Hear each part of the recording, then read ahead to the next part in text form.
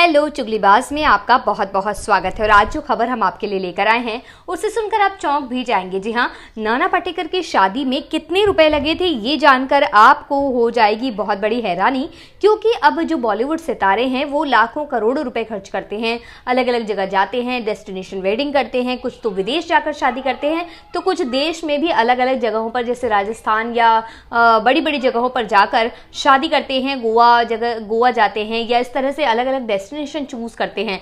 लेकिन नाना पाटेकर की अगर शादी की बात की जाए तो सिर्फ 750 रुपए में हो गई थी उनकी शादी। जी हाँ, उनकी जिंदगी से जुड़े दिलचस्प किस्से आज आपको हम बताने वाले हैं। नाना पाटेकर जो कि 72 साल के हुए हैं हाल ही में, 1 जनवरी 1951 को उनका जन्म हुआ था। मुराद जंजीरा महाराष्ट्र में वो जन्मे थे। उनका नाम विश्वनाथ पाटेकर उर्फ अब नाना पाटेकर हो गए। बॉलीवुड के उन स्टार्स में से एक हैं जिनकी शानदार अदाकारी लोगों के दिलों में बसती है। नेशनल फिल्म अवार्ड की अगर बात की जाए तो 3 बार विजेता बन चुके हैं और 4 बार फिल्म फेयर अवार्ड भी वो जीत चुके हैं। पद्मश्री भी उन्हें मिल चुका है। और उनकी लाइफ से किस तरह से हम लोग वैसे तो उनकी लाइफ को जानते हैं, बहुत सी ऐसी चीजें करते हैं, वो लोगों के लिए बहुत काम करते हैं, उसके बारे में भी अक्सर बातें चलती रहती हैं। लेकिन नाना पाटेकर के बारे में ये बात बहुत कम लोगों को पता है कि थिएटर आर्टिस्ट नील कांति से उनकी शादी हुई थी और वो भी सिर्फ 750 रुपए में ये शादी हो गई थी। उन्होंने एक बातचीत में बताया था कि उनकी शादी का तो कोई इरादा नहीं था और उन्होंने सोचा था कि जब कुछ पैसे कमा लेंगे, कोई लड़की शादी के लिए तैयार होगी तो इसके बारे में सोचेंगे।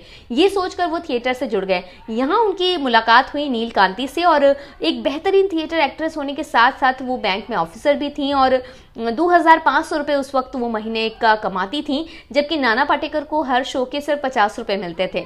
तो उनका कहना है कि अगर महीने में 15 शो भी अगर होते थे तो वो सिर्फ 750 रुपये ही कमा पाते थे।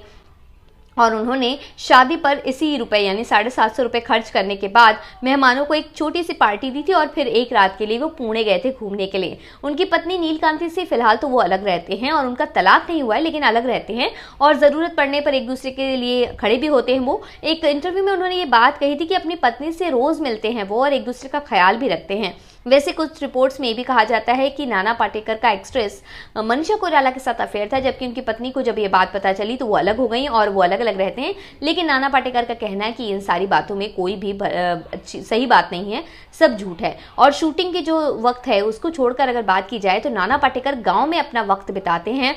फिल्मी कॉन्ट्रैक्ट में वो झगड़ा करने की शर्त रखते हैं, जबकि वो अगर नाना पाटेकर की रिपोर्ट्स की अगर हम माने तो नाना पाटेकर फिल्म मेकर्स के साथ ये शर्त रखते हैं कि सेट पर कम से कम वो एक बार झगड़ा जरूर करेंगे और उनकी इस बात से फिल्म मेकर को कोई आपत्ति नहीं होती, क्योंकि उनका हमेशा कुछ ना कुछ किसी बात से झगड़ा होता है। थिएटर के दिग्गज कलाकार नाना पाटेकर ने एक रेप सीन था उनका फिल्माना था, तो उन्होंने सीन को छोड़ दिया था, इसकी वजह से शो छोड़ दिया था। उनका कहना है कि इस पर पब्लिक ने तालियां बजा दी, तो नाना पाटेकर को लगा कि ये तो इस तरह का सीन नहीं है कि जिस पर ताली बजे।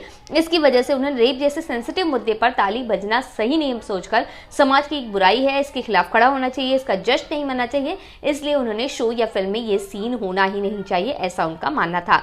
वो एक बेटे के पिता हैं, उनके बेटे का नाम है मल्हार, लेकिन मल्हार से पहले भी उनकी पत्नी नील कांति ने एक और बेटे को जन्म दिया था जो अब इस दुनिया में नहीं है। और नाना पाटेकर ने खुद बताया था कि 27 साल की उम्र में उनकी शादी हुई थी और 28 साल के हुए तो उन्होंने अपने पिता को खो दिया और उसके 2.5 साल के बाद उनके बड़े बेटे की मौत हो गई। तो नाना पाटेकर के मुताबिक उनके बेटे का होंठ कटा हुआ था और कई हेल्थ संबंधी प्रॉब्लम्स भी थी उन्हें, और इसकी मौत के बाद वो इस तरह से टूटे कि वो किसी से बात भी नहीं करते थे। और बाद में जब उनके दूसरे बेटे का यानी मल्हार का जन्म हुआ तो जैसे खुशियां लौट आई, उन्हें बहुत अच्छा लगता है, उन्हें बहुत गुस्सा भी आता है नाना पाटेकर को और इस बात का खामियाजा उनके बेटे को भुगतना पड़ता है कई बार। जैसे कि डायरेक्टर प्रकाश झा उनके बेटे को लॉन्च करने वाले थे फिल्मों में, लेकिन नाना पाटेकर से किसी बात पर उनका झगड़ा हो गया प्रकाश झा का, और इसके बाद प्रकाश झा के साथ काम करने से उन्होंने मल्हार को रोक दिया, बोले इनके साथ काम नहीं करना है। और फिर बाद में मल्हार ने राम गोपाल वर्मा के साथ असिस्टेंट डायरेक्टर के तौर पर काम किया और 1991 में एक फिल्म आई नाना पाटेकर की ही फिल्म थी प्रहार द फाइनल अटैक, इसमें भी एक्टर के रूप में उन्होंने काम भी किया है। उनकी पत्नी नील कांति की भी एक फिल्म आ चुकी है आत्मविश्वास, जो 1989 में रिलीज हुई थी और इस फिल्म के डायरेक्टर सचिन पिलगांवकर थे, जो कि खुद एक जाने माने एक्टर हैं। और इस फिल्म के लिए नीलकांति को बेस्ट एक्ट्रेस का अवार्ड भी मिला था। और इसके बाद थोड़ा उनका वजन बढ़ता गया और उन्होंने फिल्मों से दूरी बना ली। तो नाना पाटेकर की लाइफ जो है बहुत अच्छी मानी जाती है। उनके गाँव में जब वो रहते हैं, गाँव के बहुत से लोगों को उन्होंने, कुछ गाँव को उन्होंने गोद लिया हुआ है और उसके संरक्षण के लिए, उसके सुधार के लिए वो अक्सर काम करते नजर आते हैं। आपको कैसे लगते हैं नाना पाटेकर? उनका कौन सा डायलॉग आपका फेवरेट है? हमें जरूर बताइएगा कमेंट्स में, और हमारे चैनल को सब्सक्राइब करना ना भूलिए। धन्यवाद।